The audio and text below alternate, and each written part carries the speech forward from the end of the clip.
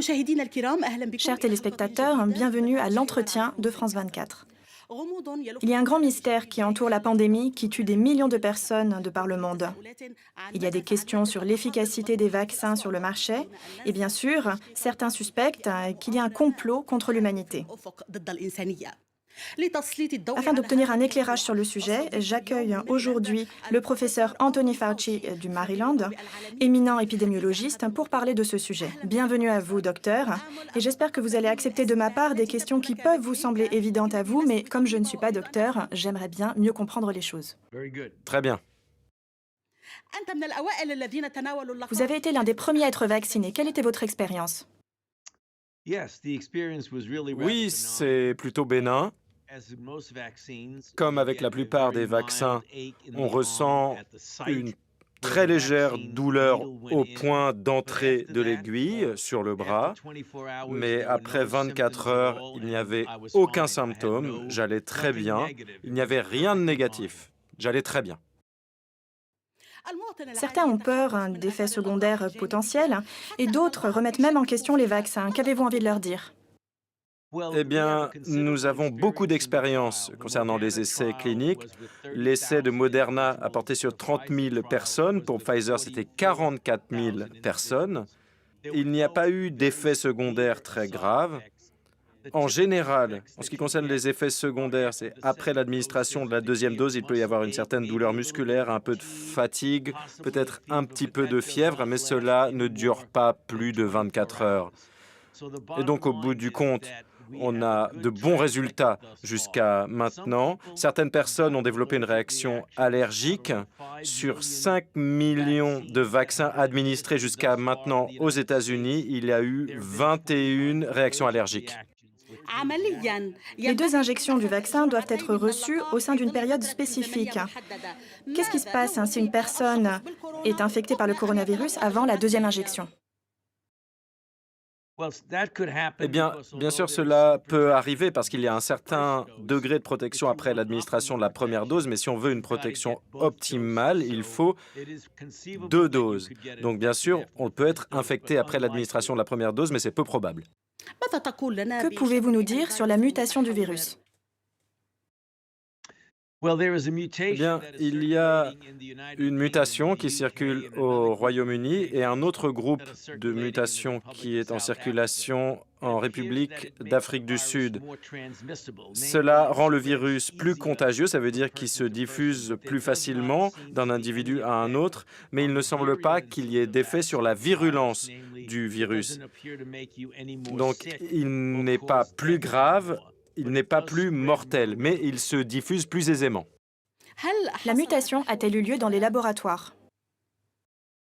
Dans les laboratoires, non. C'est lié à la circulation du virus en extérieur, au niveau local.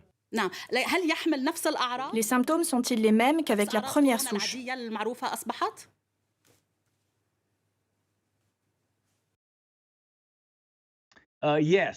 Oui, il ne vous rend pas plus malade. Il se diffuse simplement un peu plus facilement que le coronavirus normal. Combien de temps dure l'immunité après avoir reçu le vaccin? On ne sait pas exactement combien de temps dure l'immunité. Elle dure au moins quelques mois, peut-être plus.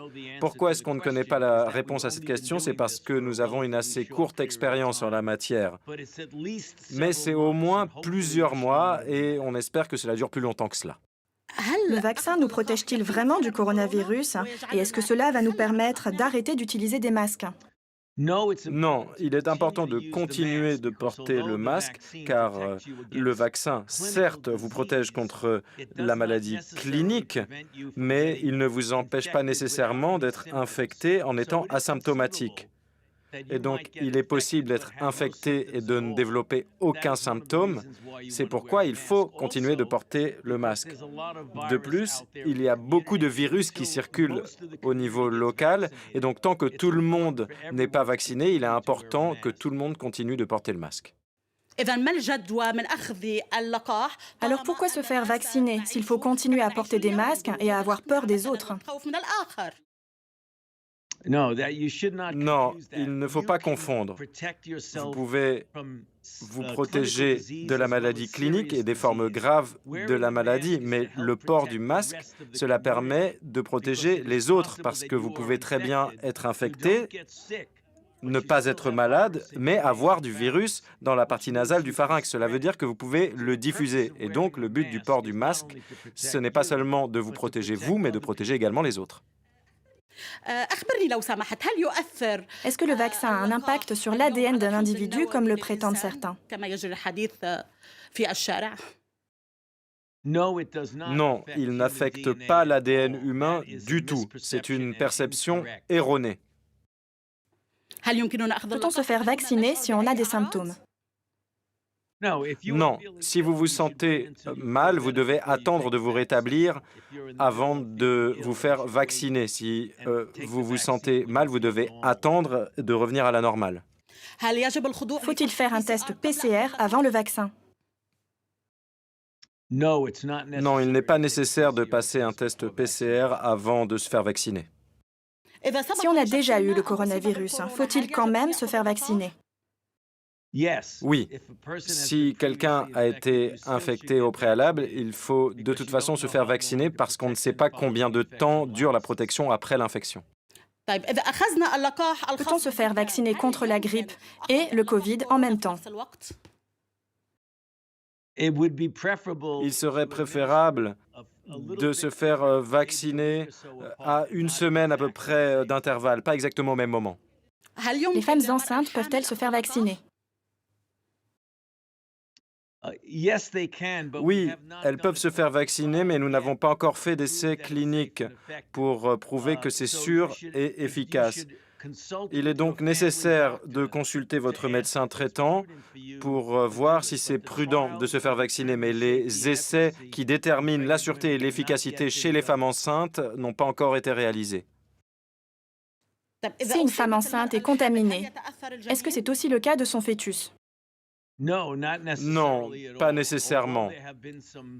Certes, il y a eu des effets néfastes du virus chez les femmes enceintes, mais en général, il n'y a pas de grandes préoccupations concernant la santé du bébé. Qu'en est-il des personnes qui souffrent de maladies chroniques? Peuvent-elles se faire vacciner également? Oui, les personnes souffrant de maladies chroniques doivent se faire vacciner, notamment vu que la gravité de la maladie augmente lorsqu'on a des maladies sous-jacentes. Il est donc nécessaire que les personnes qui souffrent de maladies sous-jacentes se fassent vacciner. Le coronavirus varie-t-il d'un pays à l'autre? En général, c'est le même virus. Il y a certaines mutations ça et là, mais en général, on a le même virus d'un pays à l'autre. Il y a des variants au Royaume-Uni et en Afrique du Sud qui sont un petit peu différents des autres, mais en général, c'est le même virus. Les caractéristiques d'un individu, comme le groupe sanguin, peuvent-elles avoir une différence quant aux effets de la maladie? Eh bien, il y a une légère augmentation de la probabilité si vous êtes du groupe A plutôt que du groupe O. Le groupe A est associé à une plus grande probabilité d'être infecté, alors que le groupe O représente moins de risques. Les enfants transmettent-ils l'infection? Les enfants peuvent transmettre le virus, peut-être moins que les adultes, mais ils peuvent le transmettre. La virulence du virus pourrait-elle diminuer au cours du temps? Oui, il est possible que la virulence du virus diminue, mais nous ne savons pas encore si c'est le cas. À votre avis, à quel moment ce cauchemar du coronavirus va-t-il prendre fin? Eh bien, si les populations se font vacciner dans le monde, si la majorité joue le jeu dans le monde, on pourrait envisager un retour à la normale vers la fin de l'année 2021, autour du troisième trimestre de l'automne 2021. Je ne veux pas vous donner l'impression de vous soumettre à un interrogatoire, mais il faut que je vous pose la question, et beaucoup se la posent par ailleurs. C'est une question un peu personnelle. Quelle est la nature de votre désaccord avec Donald Trump? Et quelle est la nature de votre relation avec Biden qui vous a demandé de rejoindre son équipe? Je rejoindrai l'équipe de Biden dès qu'il sera investi le 20 janvier. J'ai une bonne relation avec le président Trump. C'est une bonne relation. Nous avons certains désaccords, mais en général, nous avons une bonne relation. Merci beaucoup, Dr Fauci, d'avoir accepté notre invitation. Et merci à vous toutes et tous d'avoir regardé. Restez sur France 24, l'information continue.